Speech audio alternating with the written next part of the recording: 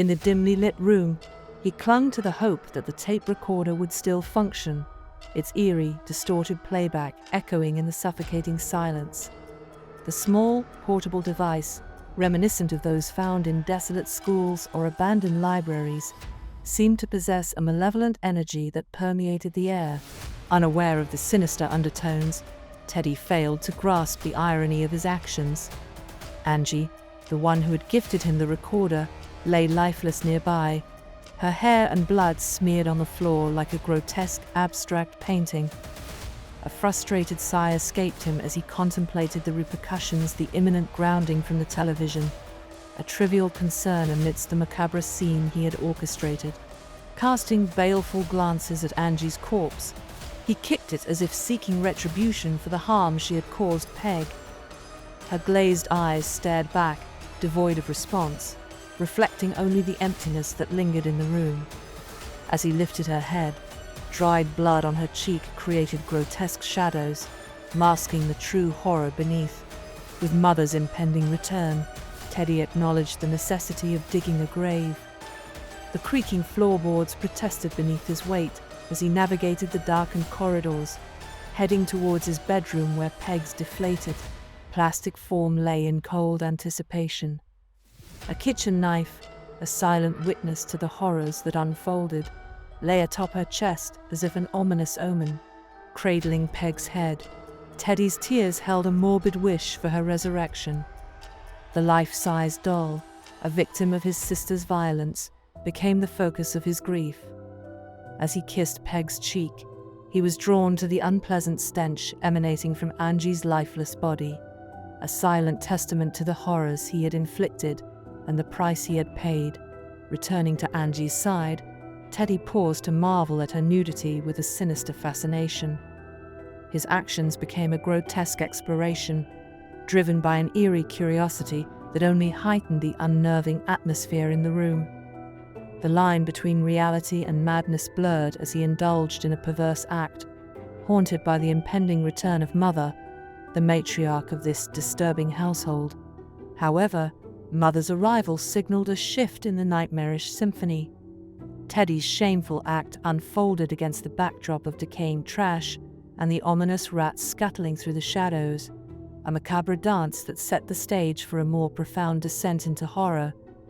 Mother's cane loomed like a spectre as she confronted him, a relic of authority from an ancient realm that sent shivers down Teddy's spine. In the face of Mother's wrath, Teddy's desperate attempts to conceal his deeds proved futile.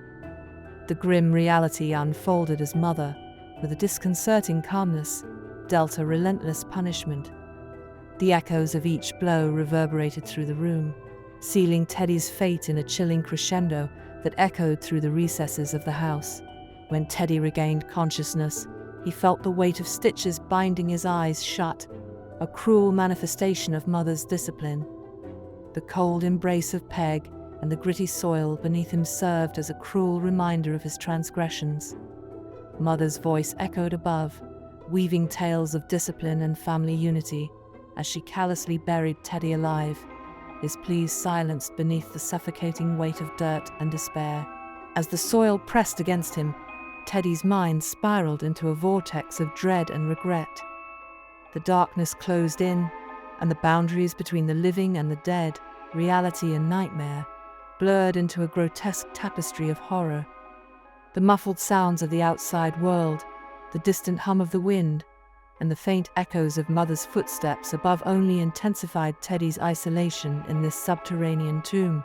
Memories intertwined with nightmares as Teddy grappled with the consequences of his actions.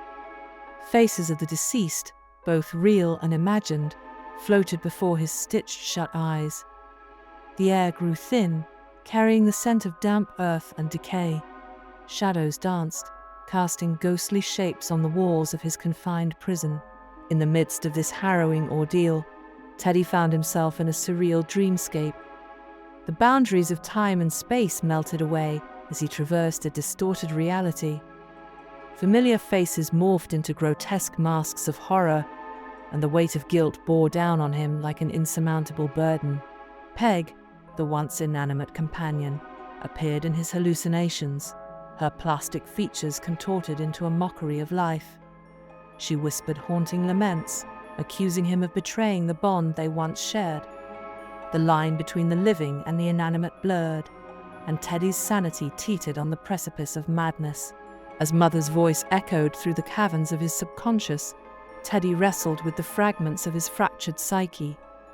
The buried secrets of this twisted family unfurled like malevolent tendrils, ensnaring him in a web of familial dysfunction and unspeakable horrors.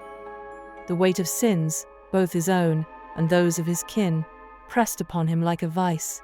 The darkness within Teddy's self-imposed tomb mirrored the darkness that permeated the legacy of his family.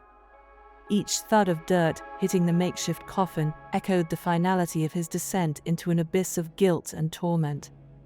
In the suffocating silence, he grappled with the ghosts of the past, unable to escape the tendrils of horror that clung to his every thought.